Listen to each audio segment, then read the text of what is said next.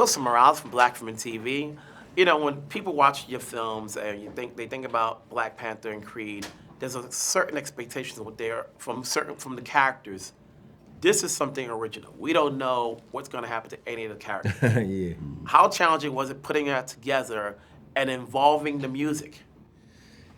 I loved it, bro. You know, the movie was about music and a big structural inspiration for the film.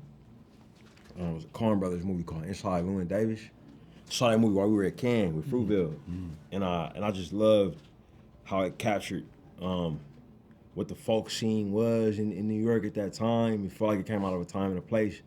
It had all these musical performances, but they always were actually happening. You know what I'm saying? It wasn't a character busting out in the song to tell somebody how they feel. It was actual musicians, performing, and I always wanted to make a movie like that, and I got an incredible competitive advantage of having basically come up in the industry with one of our greatest working composers, Ludwig Göransson, and he's Swedish, and his whole career in life is an indication of the global power of the Delta blues. Because the reason he is a composer is because at a time when Black blues musicians couldn't tour in the United States due to the structural racism, British bands took them to Europe, and these musicians toured in places like Linköping, Sweden, where Ludwig's father's from. He sees Howlin' Wolf, Albert King play as a teenager and says, "Hey, I want to do that." Becomes a guitarist, becomes a blues musician, has a son, teaches his son, how to play guitar from the age of 5, and he becomes, a jazz guitarist, wants to go to America to learn how to compose, music for movies, and we meet.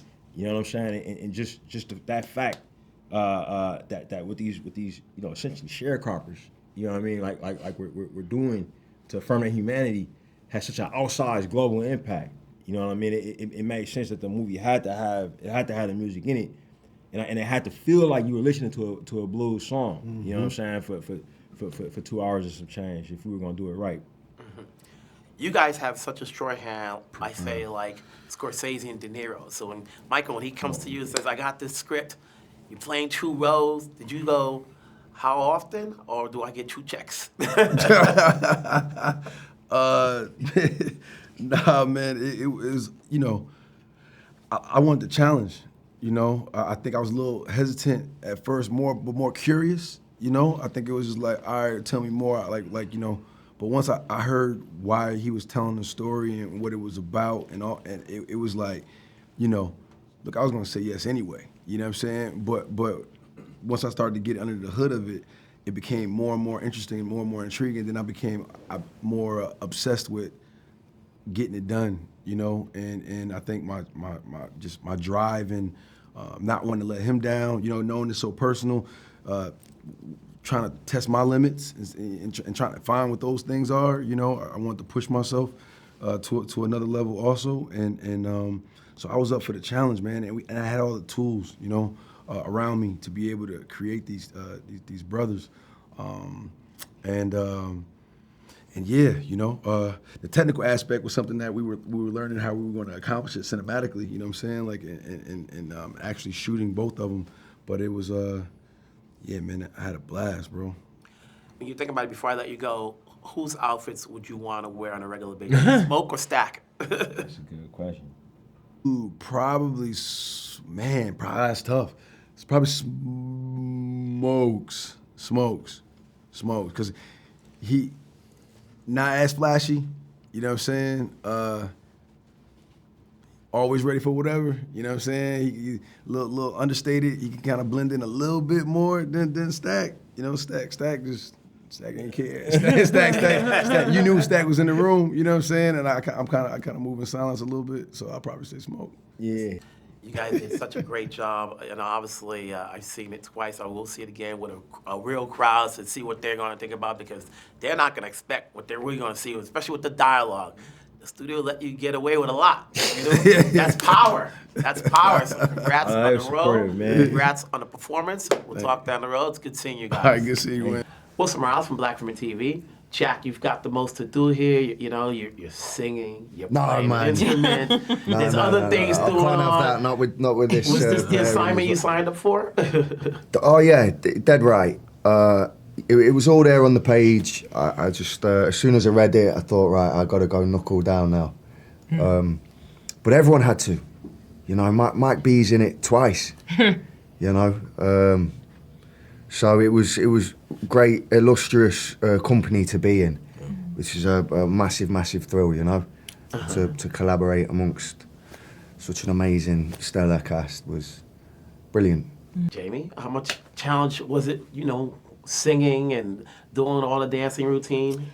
It was a challenge. I've talked about this becoming a homecoming for me. I got my start a bit in musical theater, and because of whatever internalized fears and yada yada yada, I stopped singing essentially for 10 years. And so this was an exploration back to my voice and finding my voice and where it wanted to land, and that meant I was in the studio.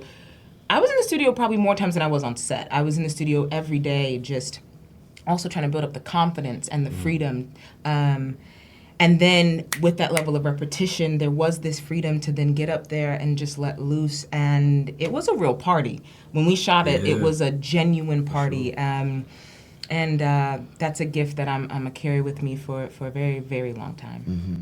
And as the new kid on the block, the boy wonder, as they say, you know, what's your takeaway having done this first film and working with everybody else? Man, I'm blown away from this experience. I mean, from the time I started, I had to learn how to play guitar for this role. So I started off on the resonator guitar. I worked with an excellent guitar teacher named Randy Bolin, who kind of taught me like the fundamentals of the blues and how to play with the slide. And then from then on, I met Beth McGuire, who was a great acting coach. And she taught me like really how to break down the script and how to, you know, learn like the dialect, the Mississippi dialect. So all of those things were a challenge, but once I got on set and I got to meet these incredible actors, it really helped me to build my confidence up to really go out there every day and put my best foot forward. So seeing the project completely finished, I'm astonished. Yeah. How much research did you do into the Delta blues outside of what the script called for? What was the name of the book that Ryan had us read? It's called Deep Blues. Yeah. Deep Blues. Yep. So pretty early on, we were told to read this book, Deep Blues, which just helped ground, at least for me, ground these performers and what it was to be a sharecropper and the history of blues music as it traveled. That was a very key element in the research for me. Yeah. I think just to recite something you said earlier, Jayme, about like a lot of the recordings from this period, like Elmore James and such.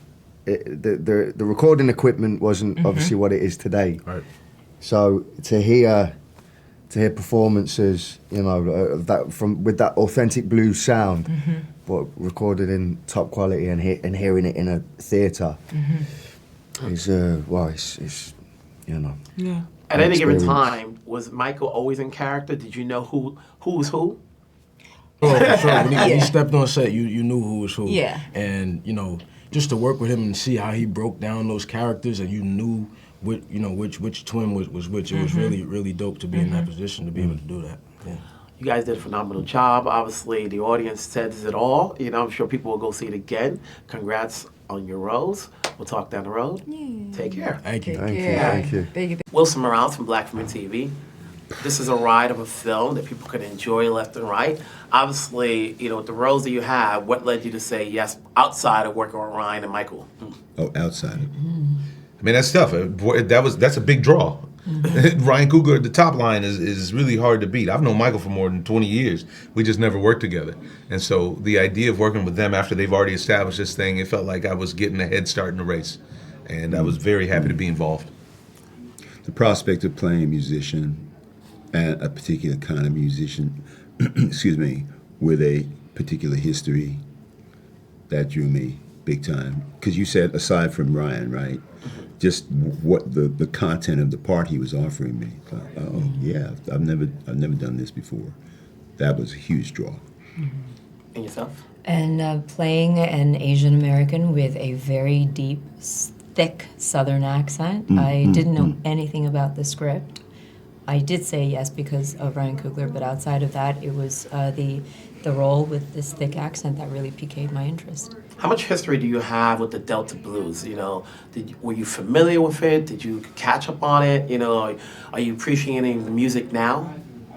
Question. I was fully familiar. My father is from Mississippi, and all I listened to as a child was blues music whenever he was around.